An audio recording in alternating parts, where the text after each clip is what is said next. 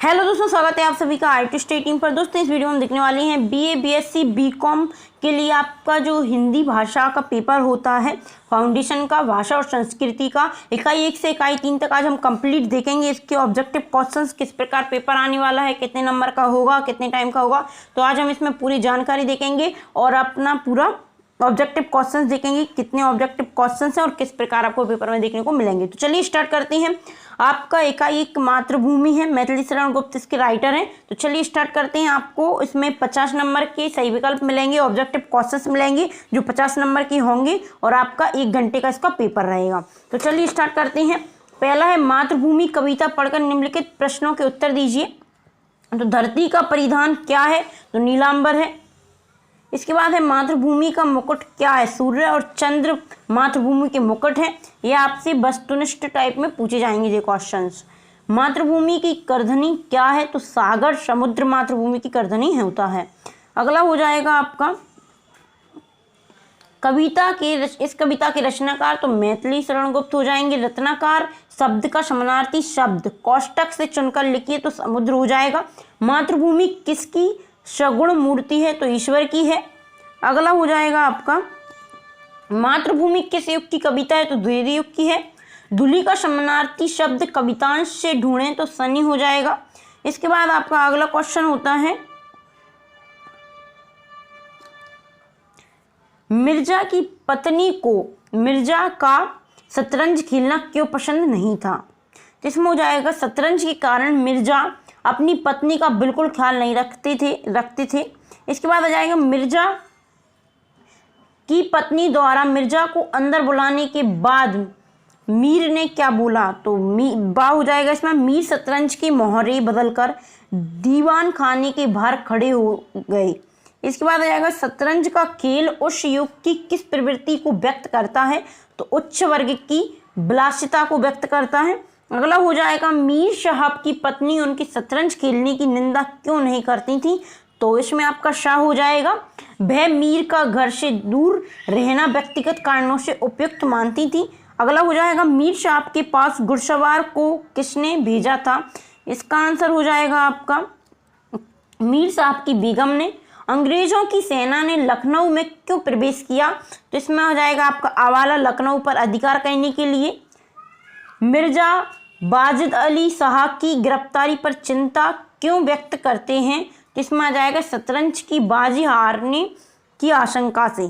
अगला हो जाएगा मीर और मिर्जा शहर से दूर शतरंज खेलने क्यों जाने लगे? तो इसमें आपका हो जाएगा शाहवाला शतरंज की लत के आगे उनके लिए कुछ भी महत्वपूर्ण नहीं था। इसके बाद आ जाएगा लखनऊ पर किसने अधिकार किया था? तो ईस्ट इंडिया कंपनी की फौज ने। अगला हो जाएगा शतरंज के खिलाड़ी के माध्यम से दिखाया गया है भारतीय शासकों का पतन।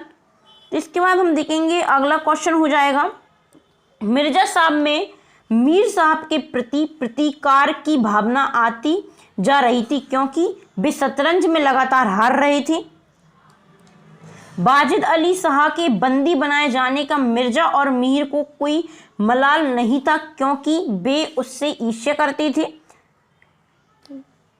अगला क्वेश्चन हो जाएगा घास तो आपके अब्बाजान छीलते होंगे, यहाँ तो पीढ़ियों से शतरंज खेलते चले आ रहे हैं, ये कथन किस ओर संकेत करता है? मीर की प्रतिकार भावना की ओर करता है। ले जाकर खाना सिर पर पटक दो, खाए या कुत्तों को खिलाएं, इस संवाद में बेगम साहिबा की किस विशेषता का पता चलता है? तो क्रोध का पता चलता है, जैसा कि वाक्य से पता चलता है। नवाब बाजिद अली शाह के बंदी बनाए जाने की घटना पर लखनऊ वासियों के व्यवहार को लेखक कहता है। तो प्रतिकार का धैर्य। मीर और मिर्जा का शतरंज खेलना क्या व्यक्त करता है? तो इसमें हो जाएगा उस युग में उच्च वर्गीय लोग विलासिता में डूबे हुए थे। मीर और मिर्जा युद्ध में जाने से क्यों बचना चाहते थे? मीर और मिर्जा सामाजिक दायित्व बोध के प्रति उदासीन थे। अगला हो जाएगा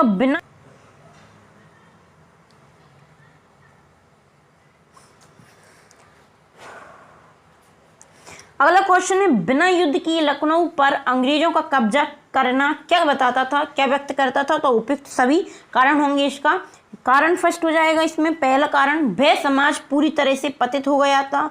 इसके बाद हो जाएगा लोगों में राष्ट्रीय भावना का अभाव था, समाज का उच्च वर्ग विलासिता में डूबा हुआ था। उपयुक्त सभी हो जाएंगे इसके कारण। मगर आपने उन्हें सिर चढ़ा रखा है, ये मुनासियत नहीं है। इस वाक्य में प्रयुक्त मुहावरे का अर्थ हो जाएगा दिमाग खराब करना। निकट्टू शब्द है, आगत है। शतरंज के खिलाड़ी का उद्देश्य गुलामी के कारणों के प्रति सचेत करना। इसके बाद आपका अगला है अन्न की अधिष्ठात्री देवी किसे कहा जाता है? इला को। मुझे खेती में अच्छा लगता है, यहाँ सचमुच जीवन है, शांति है, सुख है। ये किसका कथन था, किसने बोला था? बड़े अफसर ने कहा था। अगला क्वेश्चन हो जाएगा जीप पर सवार इल्लियां व्यंग पाठ के लेखक हैं, तो इसमें आ जाएगा शरद जोशी। इल्ली को किसकी पुत्री बताया गया था? पृथ्वी की। एकाध मित्र कैसा होना चाहिए? बुद्धिमान। मैथिली शरण गुप्त की कौन सी कविता अफसर को याद थी? इसमें आ जाएगा आपका ग्राम जीवन पर लिखी गई कविता याद थी। किसान हाथ जोड़कर कांपने लगा, किसान को किस बात का भय था? खेत जब्त हो जाने का। पाठ में आए निम्न भाषिक तत्वों के उदाहरण छांटिए।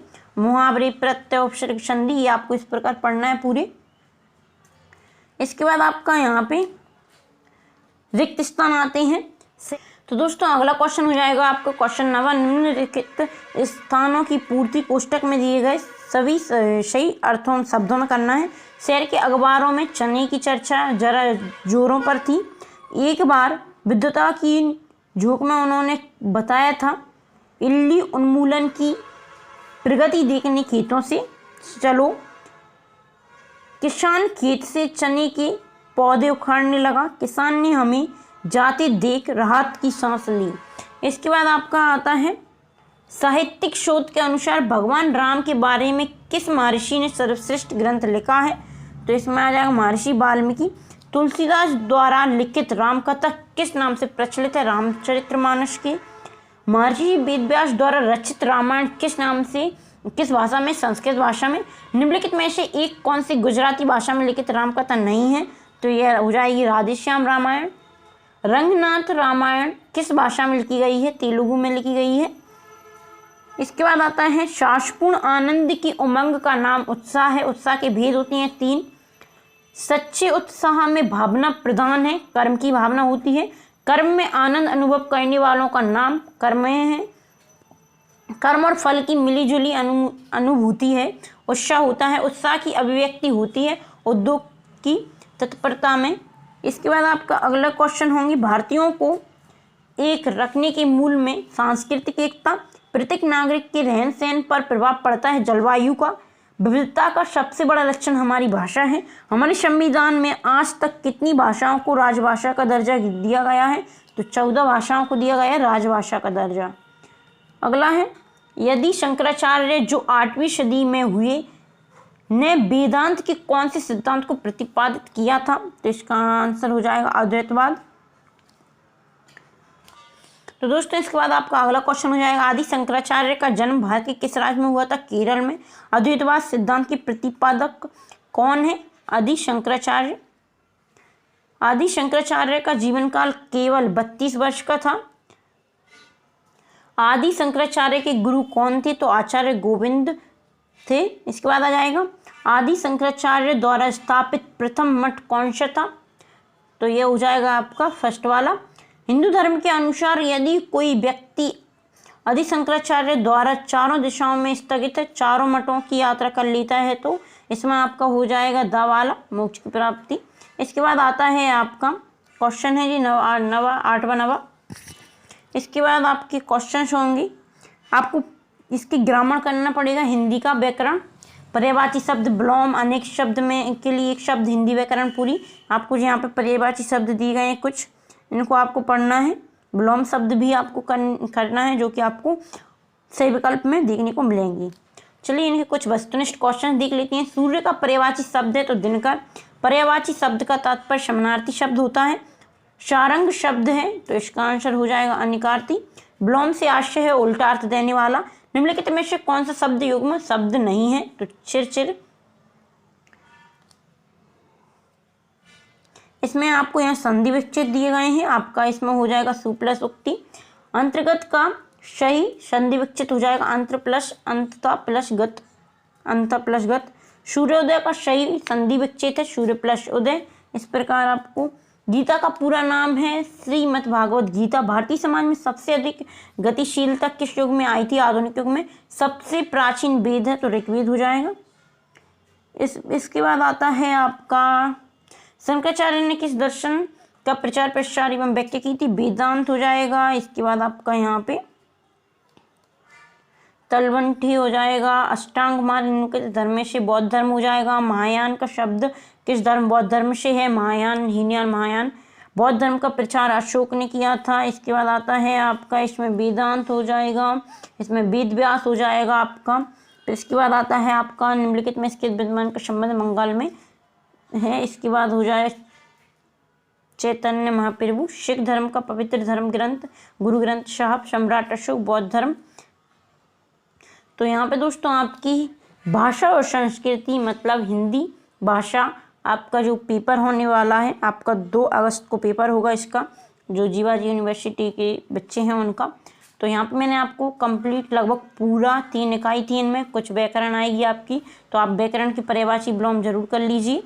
तो यहाँ पे आपके इतने ही क्वेश्चंस थे। अगर दोस्तों वीडियो अच्छी लगी हो तो वीडियो को लाइक जरूर करें, चैनल सब्सक्राइब करना ना भूलें, बेल आइकन प्रेस कर लें ताकि आपको इसी प्रकार के और वीडियो का अपडेट मिलती रहे। और दोस्तों मैंने आपके फाउंडेशन के चारों सब्जेक्ट के ऑब्जेक्टिव क्वेश्चंस बता दिए हैं। अगर आपको टाइम टेबल में प्रॉब्लम है तो आपको मैंने टाइम टेबल भी बताया है, संशोधित टाइम टेबल, जिससे आप अपना टाइम टेबल बना सकते हो किस दिन आपका कौन सा पेपर है। और मैंने आपकी मेजर माइनर की भी हिस्ट्री पॉलिटिकल जो पूरे सब्जेक्ट की ऑब्जेक्ट इंपॉर्टेंट क्वेश्चंस बताए हैं, तो आप उन्हें भी जरूर करें। तो चलिए मिलता हूँ अगली वीडियो में। Thanks for watching this video.